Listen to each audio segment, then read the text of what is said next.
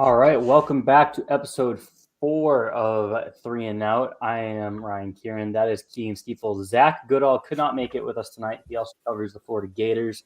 They've got some stuff going on. If you guys haven't seen about that, go follow him at Zach_Goodall. You'll get some Bucks perspective this weekend and get caught up in everything that's going on with Florida tonight. So, no hard feelings towards Zach. Appreciate him coming on.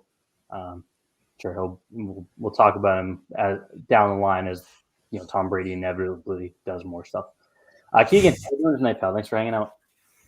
I'm very excited to be here. I'm a little upset that I couldn't drub somebody in trivia again. But I think we'll make do without Zach, and hopefully I'll be back soon to destroy somebody. Yeah. So without Zach, couldn't find a last minute replacement. People have lives, all that. So no trivia tonight, unfortunately. Keegan's going to be back next week, and I'll get a guest lined up for him so he can try to move to 2-0 that as he would have attempted to tonight. So no hard feelings towards Zach, but we'll work with what we got. So we're going to do a recap of the terrible week 3, a preview of what's probably not going to be an enjoyable week 4, and we'll do some segments. The segments are a little bit more preview heavy towards the game this week. We'll do a pick'em. Pick'em lined up. I think it's going to be fun. And then we'll maybe a little surprise thing in lieu of trivia, and then we'll get out of here. So let's get right into it. First down, we're going to recap. So the Saints beat the Patriots 28-13. Mac Jones' worst game as a pro. 270 yards, had to throw 51 passes, completed 30 of them. 1 touchdown to 3 interceptions. You could argue, one really wasn't his fault.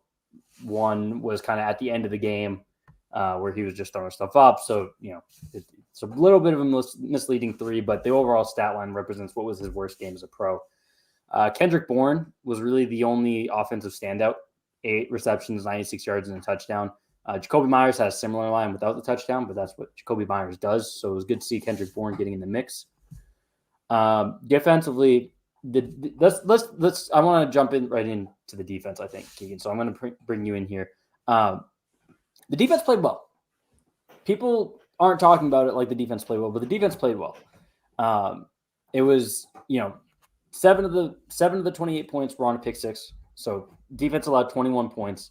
14 of those came before the final drive of the game where things kind of broke down. So for the majority of the game, the defense allowed 14 points. You scored 13. Like that's a spot where you're in the mix. Could they have been better, especially on that last drive? A little bit. Yes, of course, because you don't want to give up that touchdown when you need the ball back. But what you're asking for out of the defense in order to get this win is perfection, which at that point we need to be spending 90% of the focus on the offense, in my opinion. Yeah, I agree that the defense did play better than I think most of us have really recognized and talked about this week.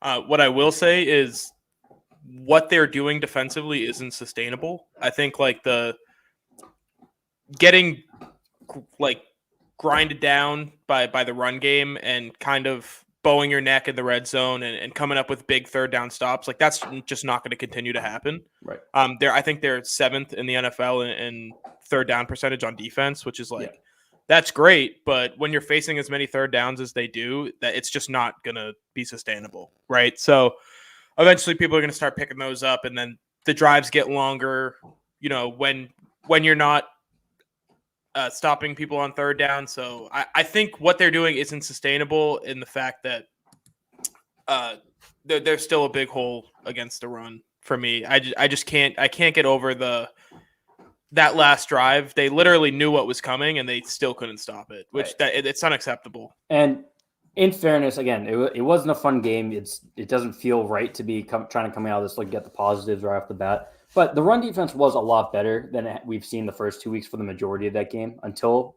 the last drive, which you can I'm almost willing to attribute. If they hadn't had the struggles week 1 and 2, I'd be completely willing to attribute that to just fatigue. The offense couldn't get anything going. And they were, not only could they not get anything going, they were having short drives, especially in the second half. The quick interception right out of the gate, 3 and outs. They really, and when they were, even putting a little bit together, it was, quick passes that were stopping the clock, getting off the field quickly. So the defense had to play a lot that game. So that last drive, I'm almost willing to write off to a little bit of fatigue. Again, that was a big struggle in the first 2 games. I think they're like 20th and 27th, something like that, in success rate against the run and EPA per play against the run, which isn't good. They're very good against the pass, which, it is great, especially when Stephon Gilmore's not back. And they're getting after the passer. If you're looking at some more basic stats, right now they're 6th in points per game, 5th in yards allowed per game, 2nd in opposing passer rating, top 10 in passing and rushing yards per attempt, which, the yards per attempt one, again, a little misleading because they're not getting – they might be, allowing less yards, but they are consistently allowing the yards that the offense needs, which, so that one's a little misleading. And they're top 10 in sacks as well. So you look at the defense, and they're not 2019's like all-time potentially great defense that was outscoring most teams that they were playing for the first half of that season. But they're a defense that you can win games on the back of as long as the offense can get something going and give them some breaks off the field, and they just did not do that on Sunday. Yeah, well, I'll say this before we move on to the offense. I was told that time of possession doesn't matter by one of our pals on Twitter, and I wholeheartedly disagree. It does. There's a human element to football, and you said it, the fatigue factor. I do agree. Like when you're not even fatigued, like you're tired and you're not able to kind of step up to the occasion or rise up to the occasion, but when you're going to sit down on the bench and then it's immediately, all right, defense up, we just went 3 and out, that's going to weigh on you, like almost piss you off, right? As a defender, when you're coming off the field and then you're going right back. So I think that does play into it a lot more than, maybe people will think when they look at just raw numbers and stuff like that. But I think that's one of the spots where analytics hasn't really caught up to, to accounting for the human element, where if you like analytically, you look at it and time of possession really doesn't factor into wins and losses in a macro sense. You look at it and there's no true correlation to holding the ball more means you're more likely to win any individual game. But when you're looking at a single game, that's absolutely where, fatigue, like you're saying, can play a factor here. And that's where, you kind of fail to capture the human element. So you could say time of possession doesn't matter, and you're right, but you're also wrong, basically. Yeah. I think we can agree that none of it's, an exact science. Right. None of it tells the whole story. Yeah. And Devin Godshaw, again, to stick on the defense a little bit more, had his best game, I would say. As a Patriot, he looked real bad for the most part in the first 2 weeks, from what I've seen. I haven't been able to go back and rewatch these games because Game Pass is just such a mess. But not worth the money. Yeah, at least watching live, he has not looked particularly good to me. He did look pretty good on Sunday. So, you take positives out of that. Kendrick Bourne, like I said, offensively had his best game. I think I'll drop the take now. I think Kendrick Bourne's their best offensive weapon. I think ideally he is your number 1 target out of anyone in the passing game. And then Jacoby Myers kind of slides into that second, like that peak Danny Amendola role where you just know where he's going to be and like, oh crap, I'm in trouble. Let me get it to Jacoby Myers. And he's going to rack up. I think he had a super quiet, like 895 on 8 for 95 on Sunday. Bourne had 896 and 1. So I think you're looking at Bourne as kind of that playmaker that can really get the offense going when things are in trouble, and Myers you look at as the bailout that kind of can save the offense from really like bottoming out. The security blanket, every offense needs one. I talked about it last night on our podcast, how maybe we're not going to see that jump from Jacoby Myers, but that's fine. Like if he's going to be this consistent, you don't need one. If you know what you're going to get, so take it and then work around that instead of kind of expecting him to step all the way up into this big role, because we're not. I don't think we're quite there yet in terms of expecting that much out of him. And like you said with Bourne, a little bit of a breakout from him, just in the fact like you looked up and he was always open, right? Whether they got him the ball or not. know, but we've seen when the people who do waste their money on Game Pass go back to the all 22, they show like he's always open. It's just, is the offensive line giving Mac enough time to get him the ball? Is he, the first or second read? Because even if you are wide ass open, and if you're the third read with a rookie quarterback, you're probably not going to end up getting the ball. Yep. But yeah, he looked really good. Just being, I think he's their best pure route runner, right? Like Nelson Aguilar's got speed that can take the top off of the defense if you believe in that. But excuse me, sorry, Dark Blue Gold. But I do think, like you said, he's probably their best offensive weapon just in terms of who's going to be there when you need it. His touchdown was the best offensive play of the season so far, in my opinion. Yeah, it's their only pass play above 25 yards, I believe, on the season. Yeah, I mean that sounds right. Yeah, it's their only passing touchdown of above 25 yards because there's only been 2 in 3 games. So, and before we moved on from the weapons, I do want to talk about another thing I mentioned yesterday was I don't think they have any conviction in what they're doing offensively. No, they're kind of just throwing stuff at the wall. Yeah, and the perfect example is the first drive of the game, ripped off inside zone run for 7 yards. Then they took a deep shot. And then they try to hit a quick hitter across the middle, and then you punt. So it's like 3 completely different offensive philosophies on 3 consecutive plays. And the one that worked was the thing that you've been doing for the past 2 seasons consecutively. Like every game, you're doing that, and they went away from it immediately. That's on me, Team Crazy Matt. Sorry, pal.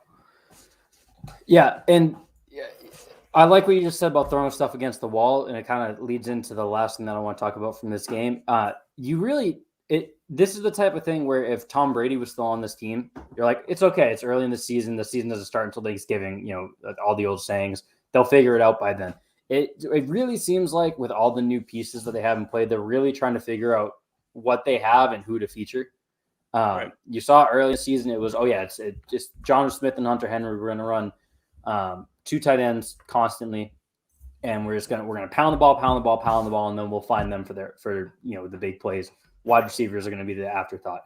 And then this week, and in the Jets game a little bit, you've seen them going more 11 personnel, 3 wide receivers, only 1 10 on the field. John Smith, I think his snaps have gone down every game this season. I know Sunday was the lowest that he's played so far in 3 games. Yeah, they have gone down, and Henry has gone up all 3 games. Right, and Henry's just looked better than Jonnu. Jonnu is specifically who I want to talk about here because, man, what a brutal start to the season he's had. He actually has more receptions through 3 games than I would have guessed. Do you know how many he has? And if you don't, I want you to guess real quick. 7, I would assume. He has 10 receptions on 16 targets for 74 yards.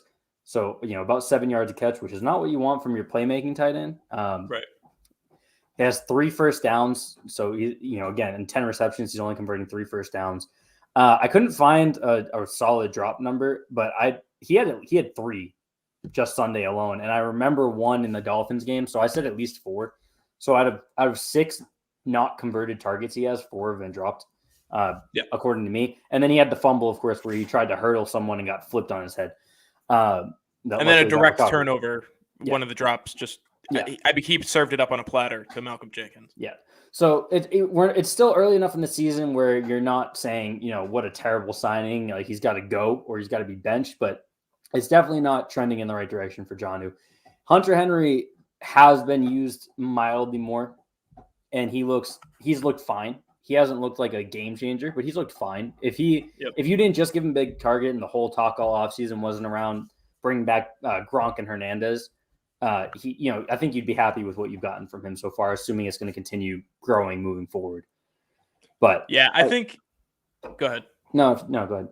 I was just gonna say, I think it's one of those situations where it's probably the way you wanted it to work out, but in terms of progressing with Mac and like who he's comfortable with, I think he's probably more comfortable and has more chemistry with Henry just off of what we've seen so far. And that's fine because Smith is a guy who you can scheme open and just get him the ball and he can make plays. But if he's not showing that he can do that, which he hasn't so far, like you said, the hurdle, tries to hurdle somebody, fumbles the ball, right? So stuff like that, if he's not showing that he's going to make plays, like what's the point of having both of them out there? Right. So I think there comes a point, I don't know if it's now because it's so early in the season, where you got to just go with what works best. And what's working best is Henry just being Jones's, a guy that he trusts a little bit more than Smith. And then you got to figure something out with him because you're paying him way too much money to not have a pretty significant role in the offense. And someone made the point on Twitter. I think I knew who it was, but I don't remember, so I don't want to misattribute it. But someone made the point on Twitter about how it might have been a little bit too much to expect of us or from us for Mac to be like a 2 tight end god right off the bat, right? Because he came from a wide receiver offense in Alabama. He had Devontae Smith, Jalen Waddle, what's the dude still there? John Mechie, Yep. names like that, where, he was getting it out to wide receivers. So when, especially in situations like right now, where he's constantly under pressure and having to get the ball out and kind of probably panicking because he's a rookie quarterback in his third career start, who's been just pressured on, it's like 37% of his dropbacks or something like that, like a terrible number. You're going to go to what you're comfortable with, and what he's always been throwing to is wide receivers. So yep. I'm sure, looking that middle of the field and knowing how to trust and lead and find his tight ends is going to be a work in progress that hopefully you see progress throughout the year, because of everyone that they signed this offseason, Hunter Henry and Jonnu Smith are the two that are not going away in a year. Yep. You gave them money where they're going to be here for at least 2 to 3 seasons. So that's a lot of money to have in the books if you can only be playing one of them at a time. And something that's going to play into that too is today, James White's gone. Like he's done for the year. You don't have that pass catching back. You're hoping that Ramondre Stevenson or JJ Taylor can step into that role, but that's a lot to ask for an undrafted second-year player and a rookie, right? I think Taylor's 8 games into his career. Stevenson's played 1. Yeah. So instead of having that security blanket check down running back, maybe have that at tight end. And we've seen it a lot with kind of the new school offenses that have come up, like the Shanahan. Go H-back Jonnu. Yeah. Yeah. So just give him a guy that's always going to be there, whether he's chipping and then just kind of holding a little bit at the line of scrimmage. And if he needs to dump it off to somebody, it's him, something like that. I think they've got the Earhart Perkins offense. Like maybe let's start adding some new wrinkles to it, because they've been doing the same thing for 20 years. And it's just, time may be passing that by. And then the last topic, the offensive line. What's concerning is, we can touch on this real quick because everyone knows this isn't, trying to bring in some hard-hitting analysis that no one's talked about yet. But what's super concerning to me is it's not just like that right tackle's a turnstile. Like right tackle wasn't good again on Sunday, but I don't think it was as bad as it was against the Jets, for example. The whole line just doesn't look very good right now, which I don't know if it's, no Trent Brown is kind of throwing everything off because they have to overcompensate that way, and it's leaving Isaiah Wynn on an island who's not good enough to be on an island. I don't know what it is. I don't know offensive line well enough, and I don't have the ability to go back and look, as I mentioned earlier, to really dig into what the exact issue is. But it's an all-around failure right now. No scar. Yeah. I mean, Shaq Mason looks great. I just want to say that. Like, he's done a phenomenal job. The rest of them have looked bad. Just straight up not good at all. I think Mike Onwenu's kind of caught in a spot. The one place that he had never played other than center was left guard. And then they were like, all right, you're the left guard of the future. So he played right guard in college, played a little bit of right guard and left guard last year, but more towards right guard and tackle. And now you're at a spot where you've never played before and you've got to figure things out, which I think he can come along because he did at right tackle. He wasn't a finished product through 3 games last year. He improved exponentially every game. So I think he will. I don't know if there's something with David Andrews, but he's looked off. Yeah, I was just going to say, and probably looking back in retrospect, and I was a victim of this too, because it was like, oh yeah, the offensive line is the best unit of the team. There's no downside there. That's a lock solid 5, no questions asked. It was probably wrong of us to be thinking that, where you're moving what was a 6th round rookie on when it was, I believe, 5th round.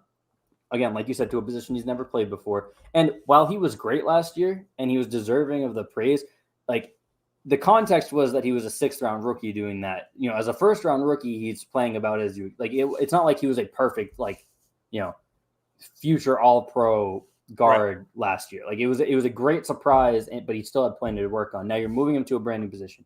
You have David Andrews coming back, who's he's never been the strongest guy, and now he's getting a little bit old.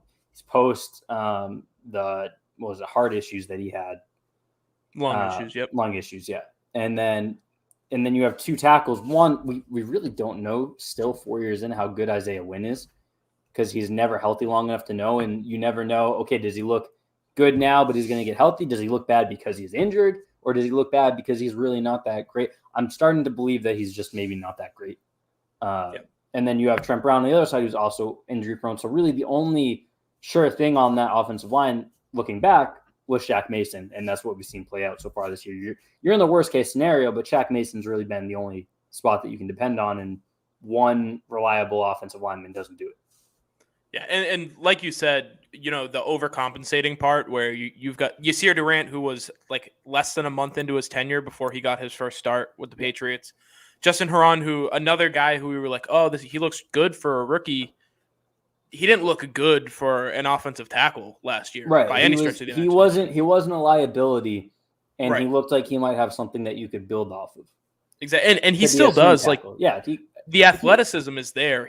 I think he's the perfect play that represents who he is he's really good. He's technically sound. He's athletic. The strength is not there. He got bulldozed by a cornerback last week. Chauncey Gardner-Johnson put him on his ass and then almost got a hit on Mac Jones. So it's kind of that situation with him. And back to my original point, the overcompensating where you're helping those two guys out on the right side. Shaq Mason is pretty much exclusively sliding all of his protections to the right. And then, like, I don't know for sure, right? I'm not in the offensive line room, but say Onweno's doing the same thing on the left because they want to give Wynn a little bit of help because he hasn't looked good. So now you're leaving David Andrews out on an island. Yeah. That's where the problems have, because there's been a lot of interior pressure from the big guys. Like we saw it with I'm gonna butcher his name, Tua Pasongo or whatever his last name is on the Saints. Like, he had the best game of his career last week. Just all of his pressure was up the middle. So I think getting Trent Brown back is going to allow them all to kind of focus more on their job than the unit as a whole. Like, instead of focusing on how the unit's doing, they're focusing on their responsibilities, and then it all comes together. I think we'll see a big improvement once Trent Brown comes back. I believe in that. Right now, you're looking at 3 guys that you'd like to give help to on the line, and that's not a recipe for success. But we'll move on. It was a terrible game, worst game of the season so far. The one coming up is probably going to quickly replace that. That is true. Popovich ended up, resigning because of I'll say disagreements. Him missing, I don't think is quite a big issue. I think he did resign, but last year Carmen Brasillo was the guy up in the booth, which is the more important aspect of offensive line coaching because you get to see everything. And now so maybe it's a huge issue because he had to change responsibilities, but I think the guy who kind of led the room and everything last year was Brasillo, and it's still another, kind of just unexpected change. Right. At very relatively last minute. Yeah, I was going to say very close to the season as well. This is a get your vaccine show, pals. Just for the record, if you haven't, please, consider it. The Red Sox are without their first base coach now, just in case you didn't know. Yeah. The Red Sox deserve to not make the wild card game because in the COVID spread of vaccinated players ended up really hurting that. Anyway, let's get into the preview. So in case you haven't heard, the Tampa Bay Buccaneers are coming to town. Keegan, do you know who their quarterback is? I heard he actually used to live here, believe it or not. He used to live in New England. The tight end, I also did. I don't know if you heard that fun fact. And one of the wide receivers was here for like a week, and then it was a weird situation altogether. Yeah. So they're coming to town. They're 2-1. New England's 1-2. The Buccaneers lost 34-24 at the Los Angeles Rams, who are making you look real good for your Super Bowl pick here. Matt Stafford. Matt Stafford. Yep. Tom Brady is off to an excellent start. He comes in here and lights it up. I think he's got MVP locked in. I think I said that on our opening show where I picked Dak Prescott, but it just makes too much sense that he's going to walk into here. At the time, we had said 4-0. Now it'll be 3-1, but he's probably going to walk out of here with like 1,400 yards on the season. He's at just under 1,100 right now. He's at 1,087 yards, 10 touchdowns, 2 interceptions, 109.3 passer rating. He's probably going to walk out of here with like 1,400, 4-2 on the season. And at that point, MVP is probably locked up for him. Yep. Rob Gronkowski is also looking like prime Gronk. He did get hurt in the game on Sunday, but he's got 16 receptions for 184 yards and 4 touchdowns in 3 games this year. So, both of them are off to excellent starts. They just signed Richard Sherman, which I'd be surprised if he plays in this game, but their defensive backs are the one real weak spot that they have currently. So, if he has anything left, that's a big signing for them. Pewter Report did come out today and say they expect him to play this week. Okay, I missed that. Yeah, Thank you. He practiced today. So okay, all right. So maybe he plays. It'll be interesting to see if he's up to game speed. That even might be an area that you try to take advantage of. We'll get to that in a minute. For the injury report, Scotty Miller for Tampa Bay is out for this. He's on injured reserve. That no longer means out for the season, obviously. But he's on injured reserve. Antonio Brown's currently still on the COVID list. Bruce Arians did say that he's going to be back tomorrow no matter what because his 10 days will be up. That doesn't guarantee that he plays, but he'll at least be back on the practice field. Rob Gronkowski, Gio Bernard, and Jason Pierre-Paul did not practice today. Cornerback Jamel Dean, kick returner Jaden Mickens were limited, and Chris Godwin and cornerback Carlton Davis were full participants. For New England, big news, James White's out for the year. Came out today. Sucks. You hope this isn't like a retirement thing. He's only 29, but he's a running back 29. And with everything he personally had to go through last year, plus COVID, plus this, he's on a 1-year deal, I believe he came back on, right? So yeah, I hope you hope this isn't it for him. If it was, no one would blame him. We won't even talk about that now. A long way to go before we hear anything about that, most likely. So, but he is out for the year. You look to see J.J. Taylor, Ramondre Stevenson, like you alluded to, step up there. Henry Anderson, Jawan Bentley, Trent Brown, Nick Folk, Josh Uche, Kyle Van Noy, and Isaiah Wynn were limited participants. So let's talk about it a little bit. They're not going to win this game. It's not going to, unless you are the sort of Patriots fan who is looking forward to Tom Brady coming in and just stomping on the Patriots and avenging how he left and all that. I'm not with you. I'm not going to slander you for it. Support football however you want to support football. I don't really care. But unless you're one of those guys, you're not going to have a fun time on Sunday, most likely. We'll transition into segments in a second because it's going to be a preview heavy segment section. But just real quick, Keegan, what are your, don't give me a prediction yet, but what's your best case scenario for the game? I think best case scenario is we hear Bill Belichick talk about all the time how players win the games, and the Bucs are just so much more talented than the Patriots are. And I believe in that too. Like players win the games, but the best case scenario for the Patriots is that Bill Belichick puts his players in a better position to win than Bruce Arians puts his players in a better situation to win, if that makes sense.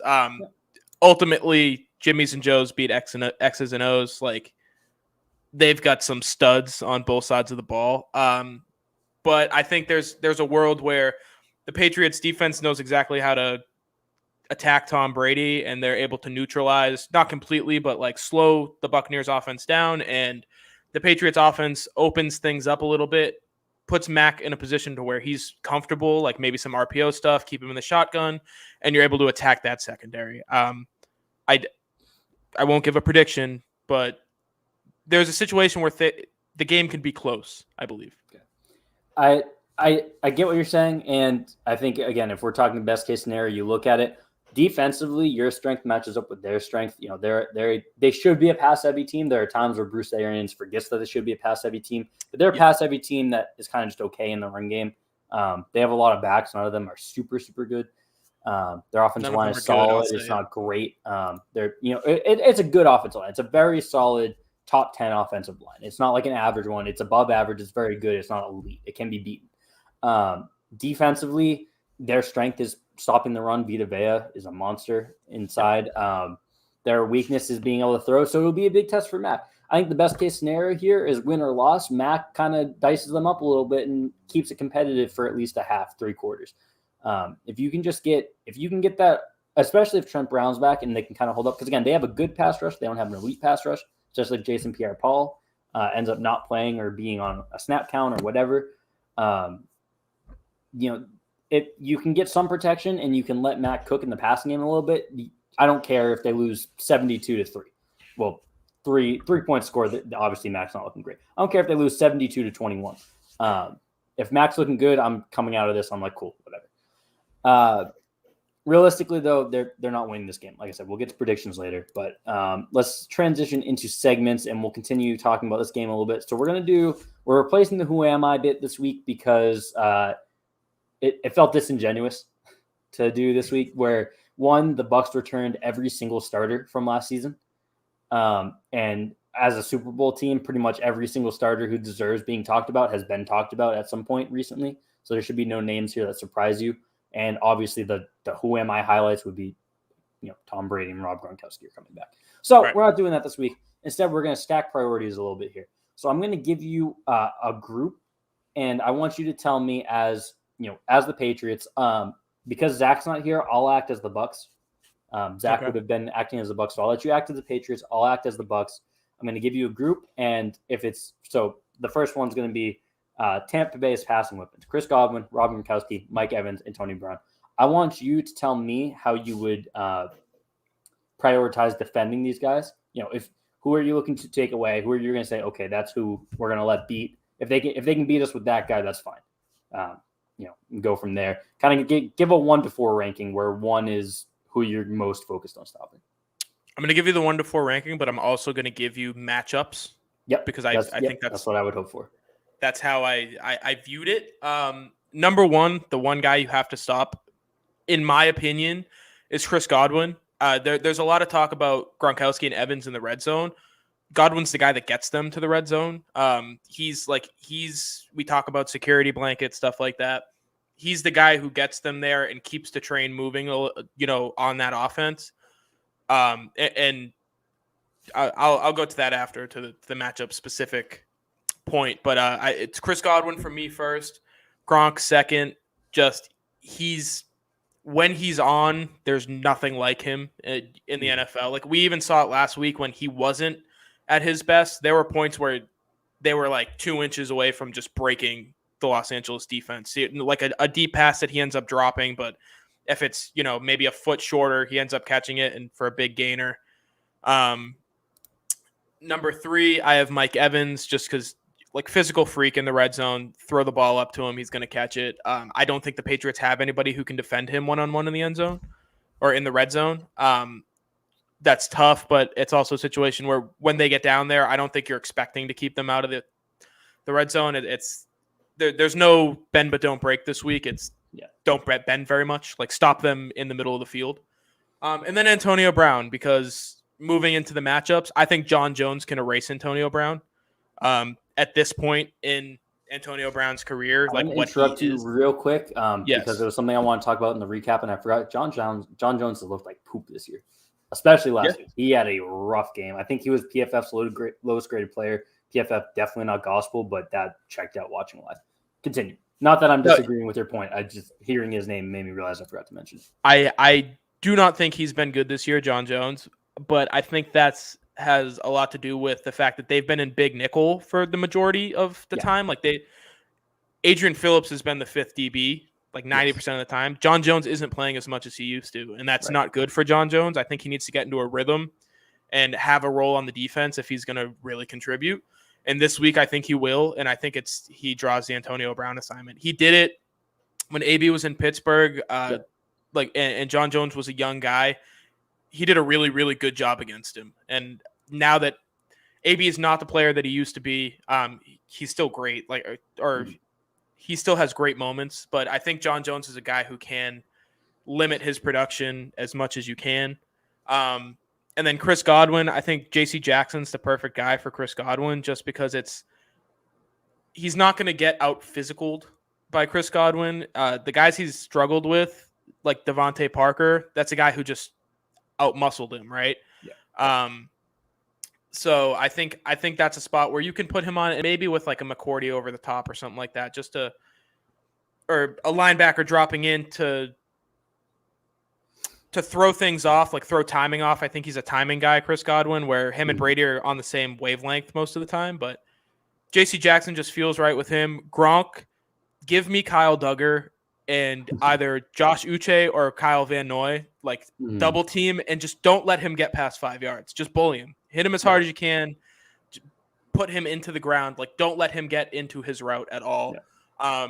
Kyle Duggar's the perfect physical, like body type for that as a safety, because he can keep up with him route running wise. He's not the greatest coverage guy, but I think with his size and physicality, he can limit things a little bit. And then Mike Evans, Jalen Mills is just like a scrappy guy. That's the word I would use to describe Jalen Mills. And if you're going to stop Mike Evans, it's by getting in his head and not giving him a free release off the line and kind of making him angry. We saw that the Saints did that with him a few years ago, and it like he looked terrible against the Saints. I think it was 2 years ago in 2019 because Marshawn Lattimore was bullying him and I think not he's being historically nice. bad against, or historically been bad against Marshawn Lattimore. I know some Saints guys that I follow. That's always the thing whenever they play.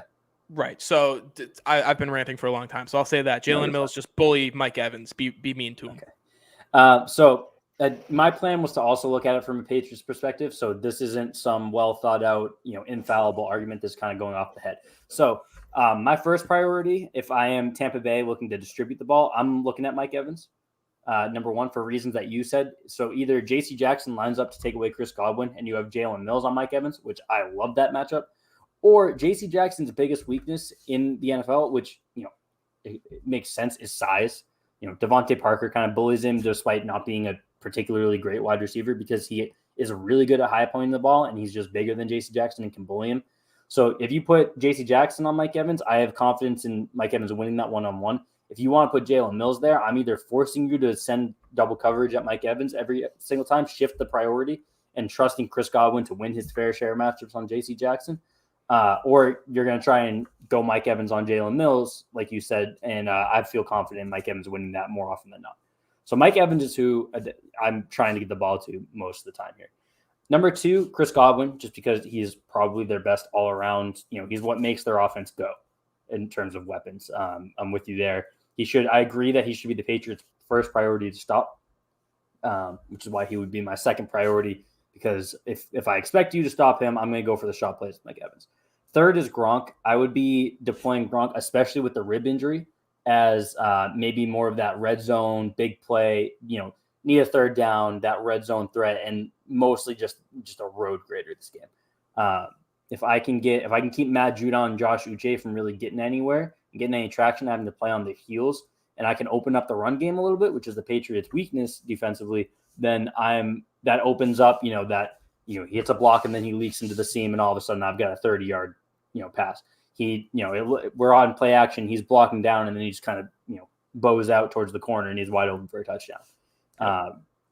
So I might only be looking at him 5-6 times in this game, but those 5 or 6 he's probably going to have 5 catches, 60 yards, and 2 touchdowns. Antonio Brown. Yeah, go ahead. Just real quick, that's the play that they talked about last week on the Manning cast. If anybody watched that, was the staying in to chip a little bit and then leaking out. Like Brady and Gronk, that's their bread and butter. And I think the Patriots know that. So that factors into it as well. Right. And then Tony Brown fourth. First of all, we don't know if he's playing with the COVID issues. We don't know if he's going to have, be fully conditioned to play.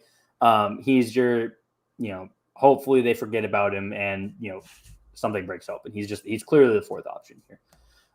We'll move on to the running back room. So again, you can talk for the Patriots. This one will be a little quicker because it's not quite as deep.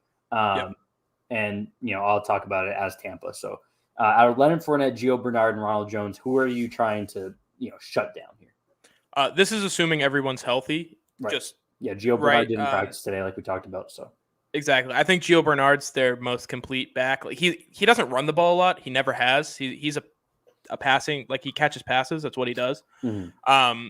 But I think the Patriots can struggle with that a little bit. So maybe shift things towards him a little bit, or try to keep him off the field as much as possible. And then Ronald Jones, I know he's had issues fumbling the ball in the past, but I just think he's a better running back than Leonard Fournette at this point. Mm-hmm. Like who would I rather give the ball to, Ronald Jones or Leonard Fournette? So that's who I want to take away. That's who I want to stop. And then Leonard Fournette, he runs just straight.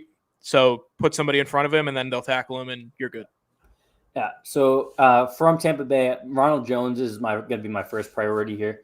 The Patriots have struggled with the one cut backs that can get to the line quickly and then make their cut and then go from there. Myles Gaskin, Michael Carter against the Jets. They did a pretty good job for the most part against Alvin Kamara last week.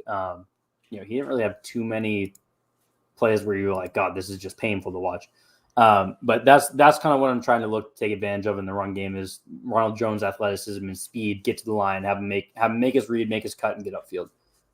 Patriots have struggled with that. Leonard Fournette's going to be second because if Ronald Jones can't get going, maybe Leonard Fournette can. Again, just at the point of attack in the run game, the Patriots have struggled this year. So if I can get that going and that, they have to devote attention to the running game, it's game over in the receiving. Like the Patriots have a great defensive group, But without Stephon Gilmore, they're not deep enough to go one-on-one across the board and have success. So if they're devoting attention to the run game, I'm winning in the pass game. And then Gio Bernard's going to be my third because the Patriots have been pretty good against receiving backs this year. Alvin Kamara toasted Kyle Van Noy in the red zone for a touchdown this last week. But outside of that, they've been pretty good. I think the Dolphins also scored a touchdown, technically thrown to a running back. But in general, it's been, 3 catches a game, like 15, 20 yards. They're not getting gashed on running back checkdowns. And Gio Bernard, again, we're not factoring in health, but he did miss practice today. So I'm probably, he's a bonus, just that kind of safety outlet. Throw a couple screens, things break down, dump it off, throw it at his feet, that type of thing. I'm probably not trying to factor him in too much today. And then thirdly, we'll switch over. So you'll try to game plan these guys together, and I'll try to think about how I want to defend them. The New England passing weapons, Kendrick Bourne, Jacoby Myers, the tight ends as a whole. Again, we don't really understand how they want to use them or who's going to be featured week to week. I don't think they know either. They're still trying to figure it out. So just treat them as one entity here. And then Nelson Aguilar. Okay. So we talked about it earlier, how we both kind of agreed and kind of alluded to this with Kendrick Bourne, how we think he's probably going to be the guy moving forward, who they're going to want to get the ball to. Hopefully. So right. If all goes to our master plan. Yeah. So Kendrick Bourne's number one for me. I think other than the fact that Jacoby Myers is going to get you the same amount of catches and yards every week, Kendrick Bourne is the most reliable option, I think. Just being able to match him up with one of those corners, one of the young guys, and maybe let him exploit that a little bit. I said earlier, best route runner on the team. So him, I think he's the guy that you want to get the ball to a little bit. And then I had Nelson Aguilar. If there's ever a week to try to attack somebody deep, it's this week against Tampa. The secondary is not good. Their safeties are very aggressive and better utilized up near the line of scrimmage than they are actually in coverage. So you're going to want to exploit that. Nelson Aguilar has gotten open consistently. They just haven't been able to connect. So if there's a week, like I said, in practice, get him and Mac Jones on the same level, on the same wavelength, and maybe you'll be able to connect on a couple of those. And then I had the tight ends. Like I said, you got to figure out something with Jonnu Smith, how you're going to incorporate him into the offense to put him in a position to succeed. Maybe do a little bit of that new age like motion stuff. They did it a couple weeks ago with the jet sweep around the edge. He picked up like 16 yards on it. Give him the ball a little bit, try to get him going, and then maybe that's that drag route we saw in the preseason. He looked great on. So stuff near the line of scrimmage. Then Hunter Henry, I think they just have a good rapport already. So if you need somebody to go to, Hunter Henry's always going to be there. And then last is Jacoby Myers, because if I'm the Patriots, the last person I'm worrying about is Jacoby Myers. I know what he's going to give me. So just trust in him to do that, to do what he's continued to do, throughout the last 2 years. As from the Tampa Bay perspective, I think Jacoby Myers is the person I'm first looking to take away. My thought process here is going to be the same as what it looks like the Jets and the Saints did after seeing week 1 against the Dolphins. I'm just going to throw everything I have at overwhelming the offensive line and therefore overwhelming Mac Jones, make him prove that he's progressing and capable of responding to that in the appropriate ways, because that's kind of, he was great at that for the most part against Miami, especially in the second half. He did leave some big plays on the field in that game, but he was still he was kind of eating up the intermediate game, right? He wasn't taking deep shots. He wasn't getting chunk plays, but that like 7 to 15 to, 18-yard range, he was kind of eating up in that second half of Miami. And it's kind of just gone downhill a little bit from there. Week 2, you say, okay, it's the Jets. It was a boring game. They didn't really need to be doing anything. So whatever. And then last week, it's like, okay, this might be a legitimate concern. So I'm taking away his safety blanket here and proving that he knows how to make explosive plays to make up for the fact that we're going to try and keep them off schedule.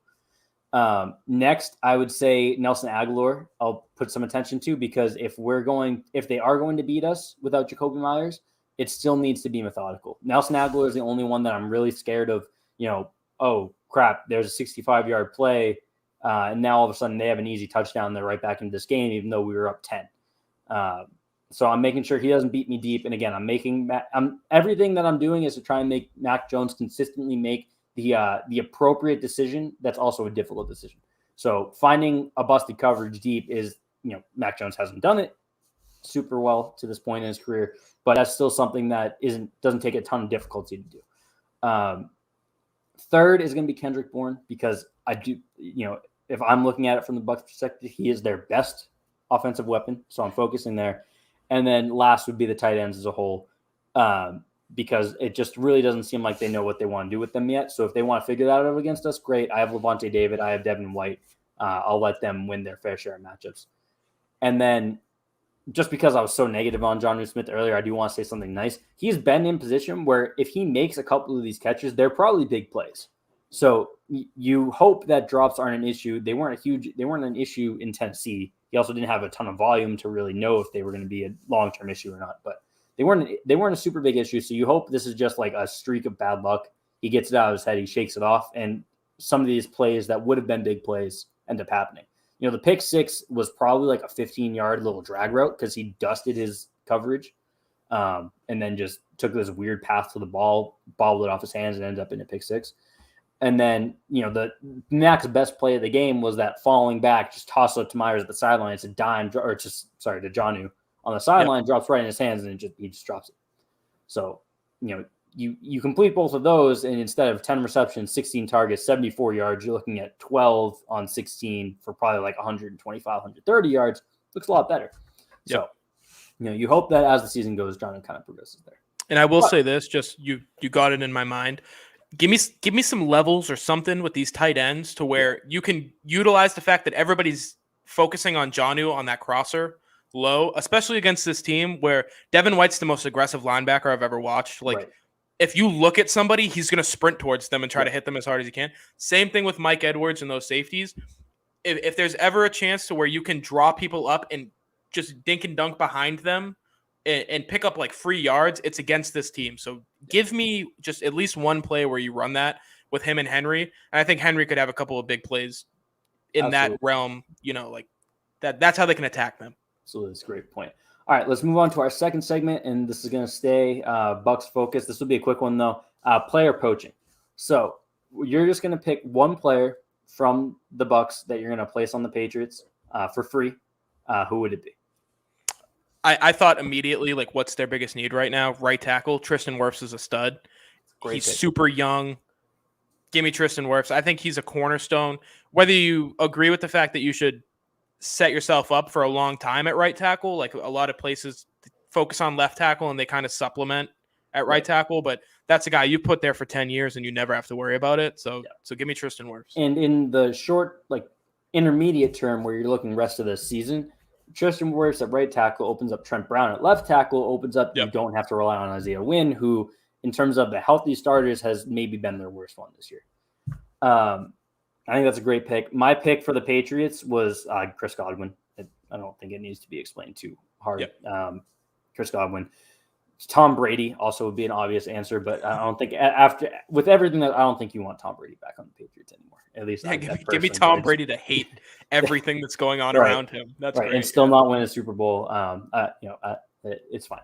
For the Bucs, Zach again would have done the Bucs. Let me see if I can think of anyone real quick. They're just so good. I don't know that I have one. Devin McCourty is probably the answer. Like I was going to say safety is, or Duggar if you want a young guy that I think Duggar fits what they do a little bit better than McCourty. He doesn't, he's improved in coverage this year. To again, from what I've seen watching live, it's definitely not a take that I'm going to lock in stone. But I think that what they struggle at with safety is that coverage, and DMAC can kind of provide them the flexibility to do that single deep safety if they want to, even though that's not primarily what they do. So I think DMAC would be my off the cuff answer. I know Gilmore's not playing right now, but he's on the roster. And I'm sure by now he's healthy. So I think they'd take him. Right. That's a good pick. I forgot to pull up that, but there's the question. All right, let's get to the pick 'em. So it's going to be under 25 NFL skill position players. So you're going to be drafting you have $15, 5, 4, 3, 2, 1. Everyone knows the pick 'em format. You're going to be drafting a quarterback, a running back, 2 wide receivers, and a tight end. So I'll give you a second just in case because I wasn't super clear on this to you. The 2 wide receivers, you can only pick one from each section. So you're not picking okay.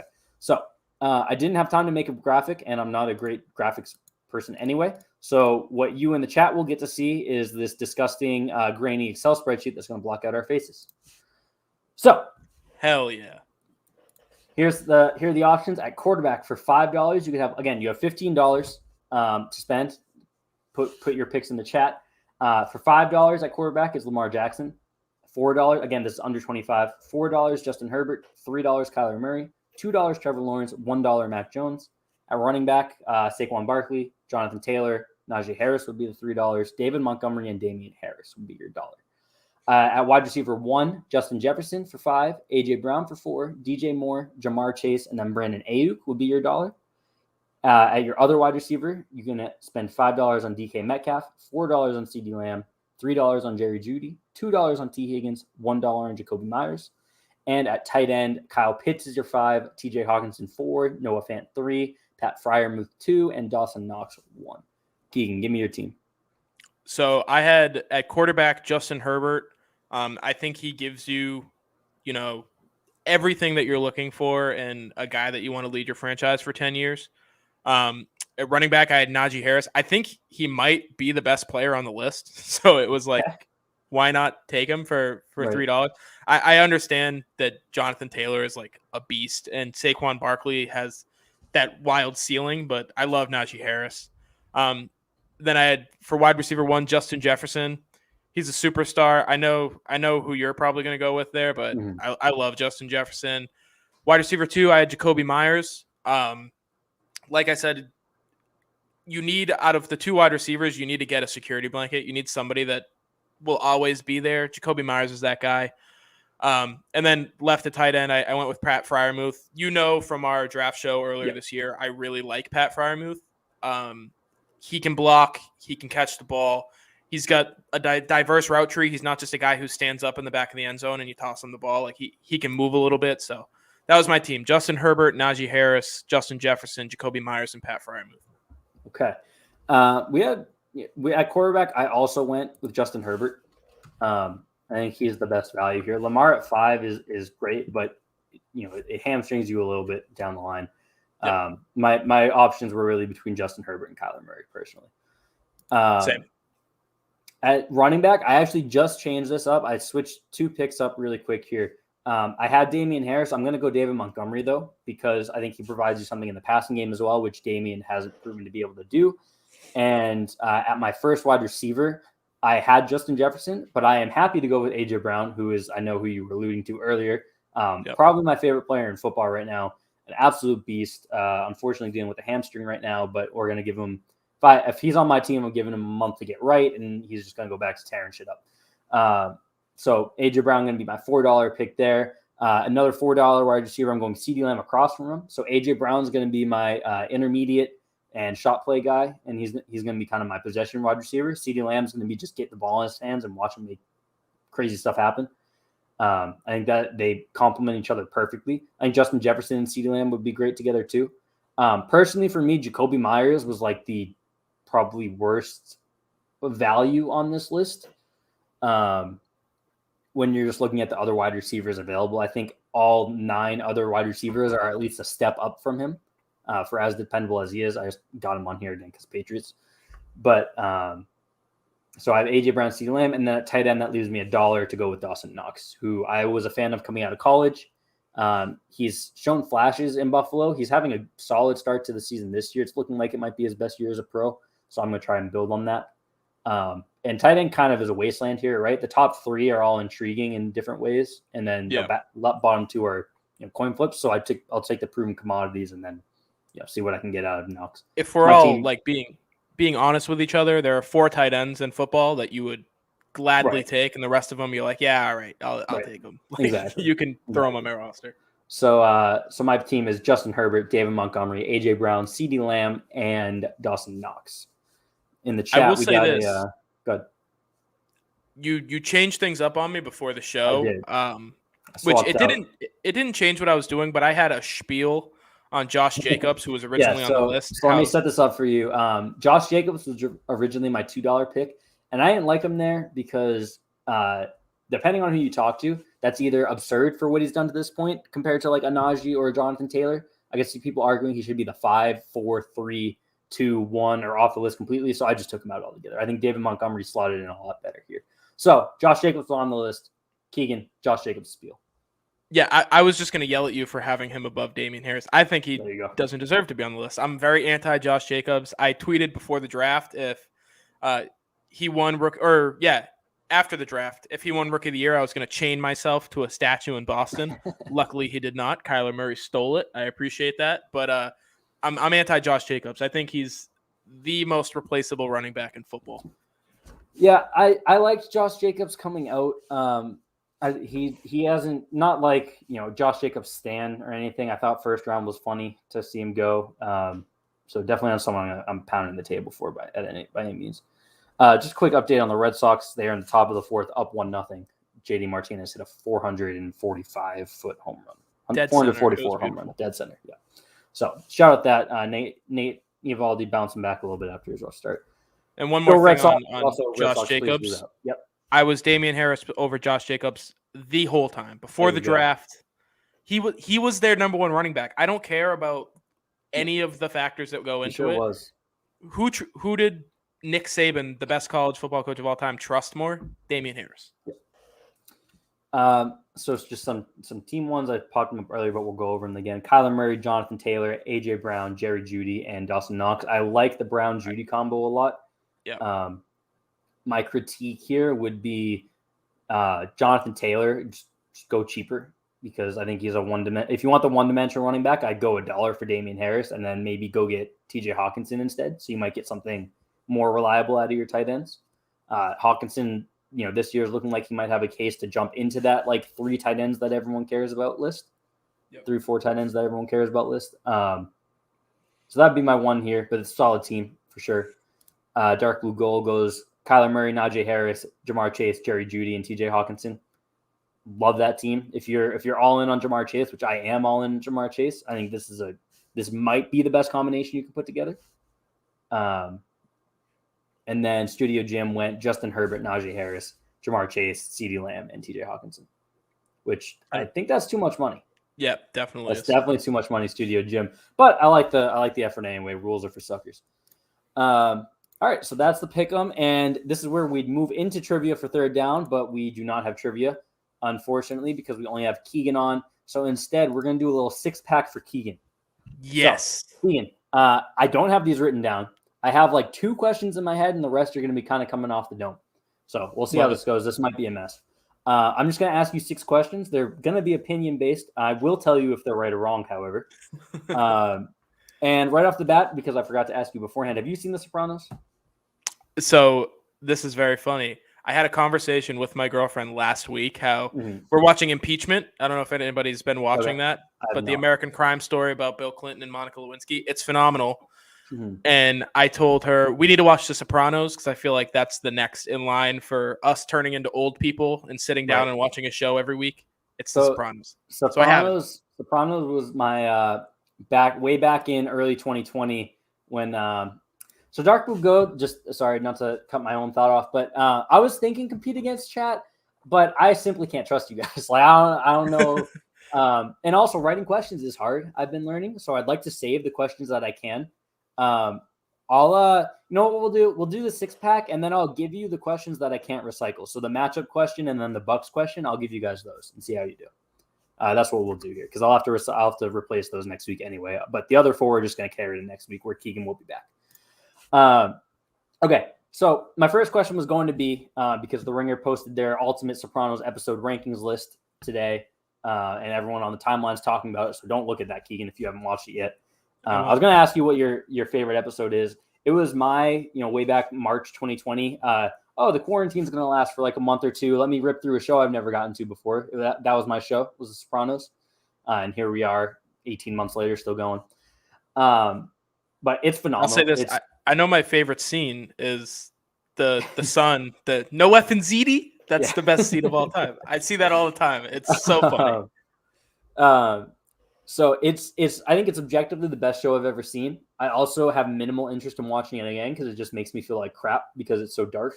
And for those of you watching who have seen The Sopranos, I think my favorite episode and the best episode is College, season 1, episode 5. Okay, so question 1 then. what is your favorite season, of the year? Okay, fall. I'm a Fall. fall All right, guy. that's great. If you live in New England, it's the only answer. So I grew up in Salem, Massachusetts, Mhm. and that's like Oh yeah. if the human race put fall into one city and just made fall a city, it's Salem, Mass. So Absolutely. I had no choice. It's the only correct pick. And I'm glad you said it because that'll lead me into my next ones. Are you a candy corn fan? I would never go out of my way to eat it, but I'm not like candy corn's gross person because I think those people you're are a lying. coward fence sitter is what I'm hearing. That's exactly what Okay. you're hearing. Yes. Candy corn is delicious, and people who don't like it are plebeians. But also, the candy corn pumpkins are better than the actual candy corn. The pumpkins hit different. So I'm gonna have to try one.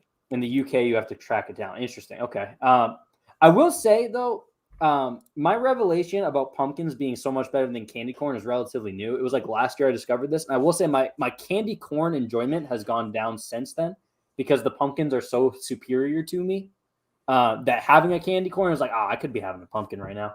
But big fan of both. I've got a question for you. I don't want to hijack your show, nope, but are you a Reese's egg person over cup? No. Good, because that's wrong. It's too much. Much peanut butter, right? What I am, and I think they might have gone away, which is if I can confirm that they've gone away, I've done zero research into it, but I haven't seen them in stores in forever.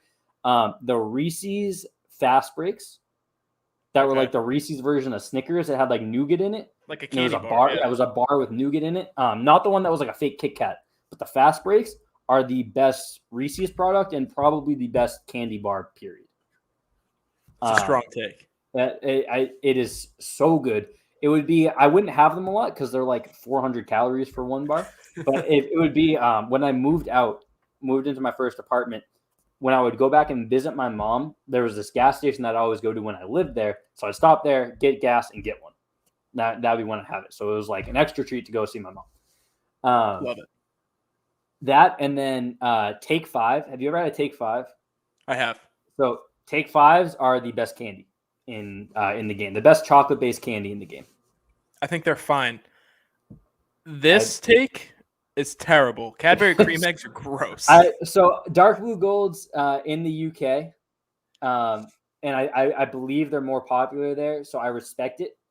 But yeah, I'm not a Cadbury cream guy. Cadbury makes chocolate eggs. They're like mini chocolate eggs with a candy coating around them. And those Robin eggs. The Robin eggs, yeah, the Robin eggs are absolutely delicious. Gas. Yeah, it's the only correct Easter candies are those, the Robin eggs, and the Starburst jelly beans. Yeah, I can accept that. All right, fair enough. Dark Blue Gold. Okay, I think that was 2 questions. So question 3, those were my 2 set questions. So let's see here. Question 3 of the 6-pack. Apple cider or pumpkin spice? Apple cider. I don't like pumpkin. Okay. Beautiful. Great pick. What is the best movie that you've ever seen? A Christmas Story. It's the greatest movie ever made. Okay. I'm strong in that belief. You're a Christmas Day TBS, just keep it on for 24 hours kind of guy? Absolutely. And you know what's great about that movie? We did a lot of traveling on Christmas growing up because we were going to different houses. Like we went from my parents' house to my grandparents to my aunt's, like all over the place. On every single TV.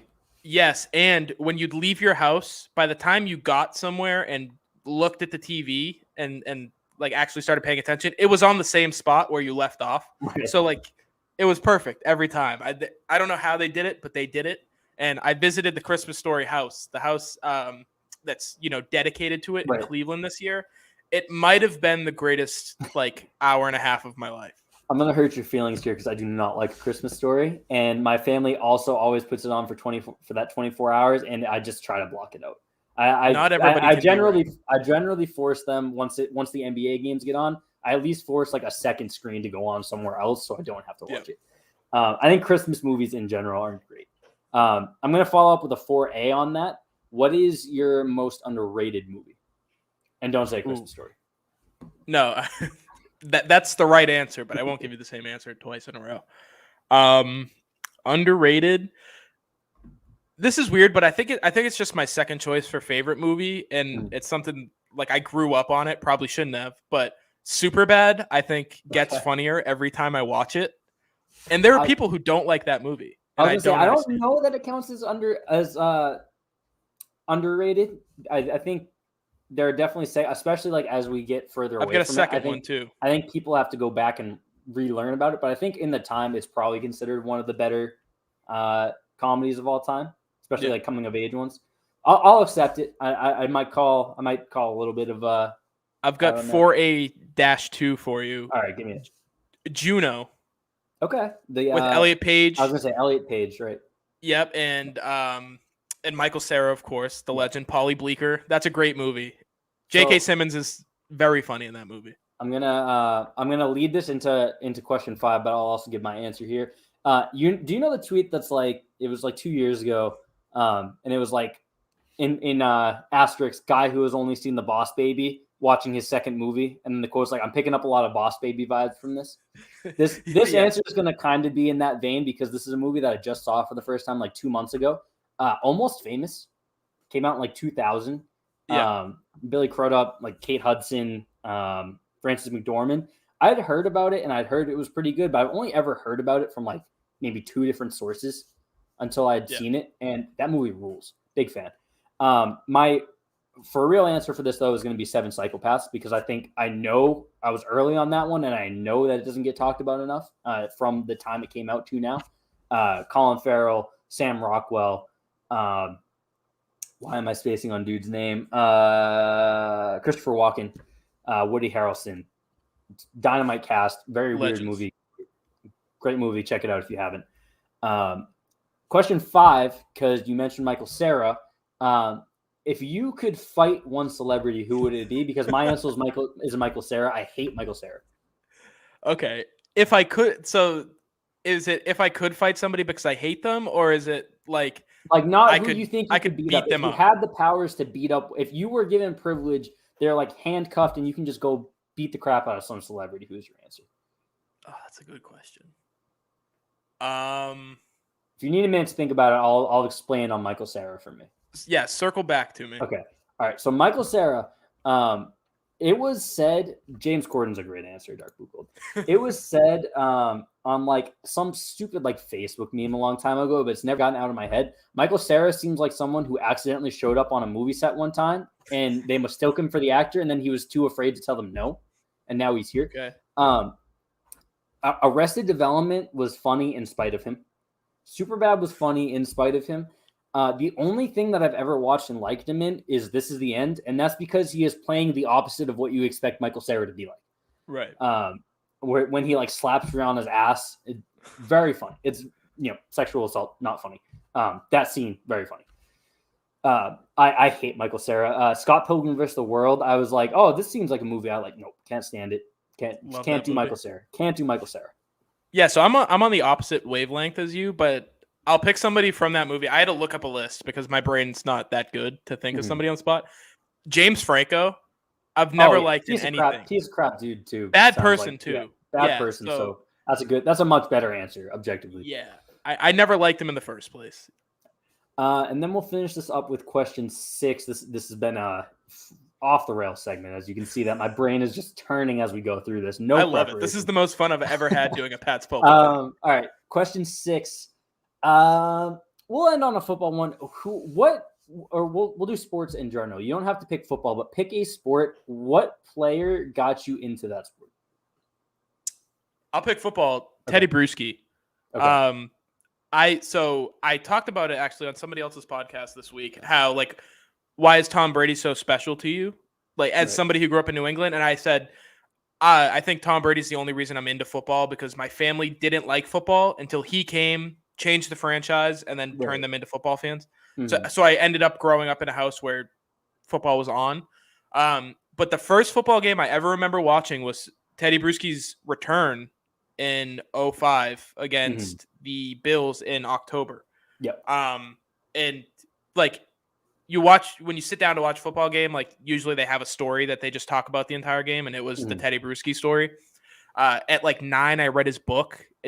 He's my favorite football player of all time. Yeah. And he's the guy that got me into it. And then I'll go back to baseball too.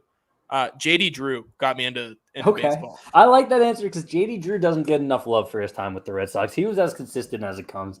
That's we were exactly talking about right. we were talking about Section 10 before the show. Jared Carabas does talk about that whenever he comes up. He doesn't get enough love for what how consistent he was with the Red Sox. Last answer, sorry, because the wheels are Go spinning. ahead. Basketball, Michael Patriots. Loved Michael Patriots. I had a teacher who went to a Celtics game when I was probably in 5th grade when Michael Patriots played for the Celtics, and he came in because Michael Patriots threw his armband into the crowd, and my teacher caught it. Oh, really? And he brought it in as a show and tell thing. It was like, oh, look. And I remember I just saw it was a white wristband and it had number 28 in green. And I looked up who's number 28 on the Celtics, and I read all about Michael Patriots. I was like, this guy's awesome.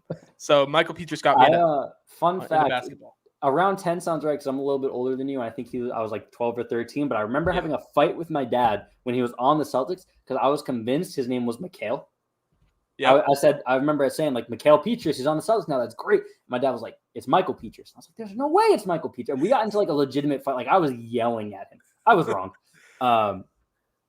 Football, I kind of just grew up a sports fan. So I asked that question and I don't have good answers. So I'm going to give a 6A here too. Who was your obscure favorite player? Again, you can give me multiple sports. You can be one sport. Doesn't matter. Yeah, the number one guy, he's literally right there, a signed card by him, Earl Campbell. So I never watched Earl Campbell play. He retired 15 years, 20 years before I was born. Right. I think Earl Campbell is the most underappreciated football player of all time. He literally changed the way the position was played, running back. People will say Jim Brown, but Jim Brown was also running behind 180-pound lineman. He was the biggest player on the field. Right. Earl Campbell was if you built a running back, you made Earl Campbell.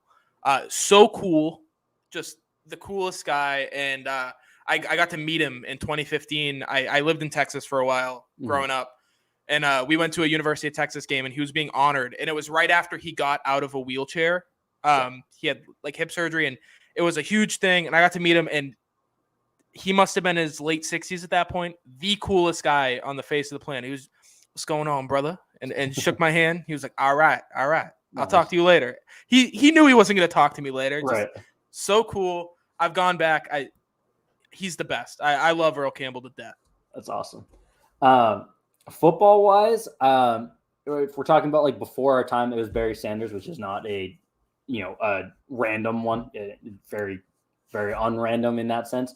But I remember showing up the first season that I played football, and they were handing out the jerseys. And it's not like you chose your number; you just got a jersey based on the size. But I remember walking up, and I was like, "What number is Barry Sanders?" And they were like, "The coaches didn't know," which is how you know that they shouldn't have been coaches. But I was like, they didn't know, and I was like, "I'm pretty sure he was number 20. Can I have number 20?" And I was like, I don't remember my height, but I was very small for my size, and number 20 was an extra large. So they're like, no, here's number 96. But Barry Sanders is my dude.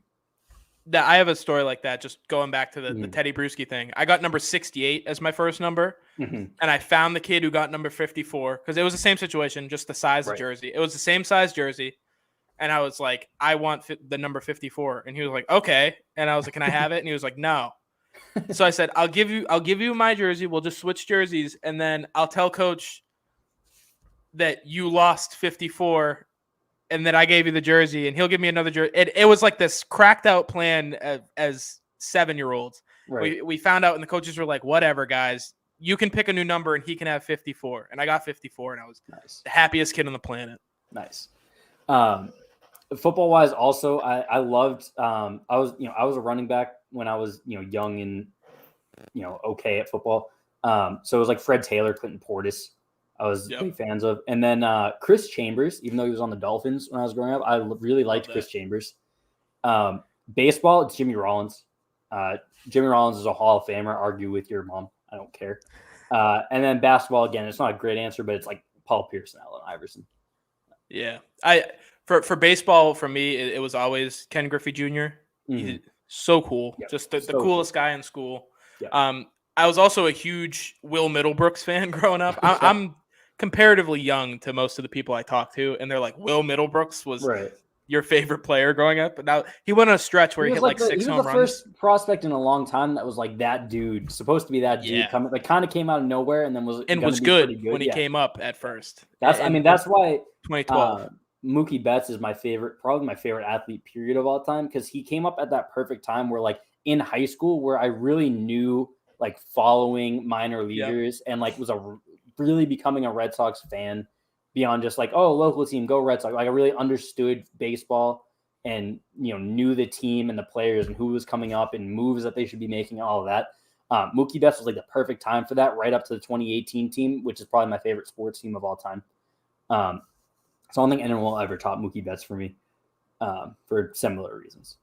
Yeah, I could go on. Like Greg Steamsma was my basketball obscure one. I was with Tommy Heinsohn thinking that he was like the next Bill Russell. Right. I just thought he was so good. Right. Yeah. All right. So let's we'll get out of here. This was looking like it was going to be a quick one. Now we're at probably what's going to be the longest episode so far of this. But I did promise the trivia questions that can't be recycled, so we won't do a timer. We're not going to keep score. But we will. I'll rattle them off here, and chat. You can play along here. I don't even have like the banners ready to go or anything, so I'm just gonna be reading them off. So for round one, the matchup was obviously Tampa Bay versus New England. Player one's question was going to be, who was New England's leading receiver the last time these teams faced off on October 5th, 2017?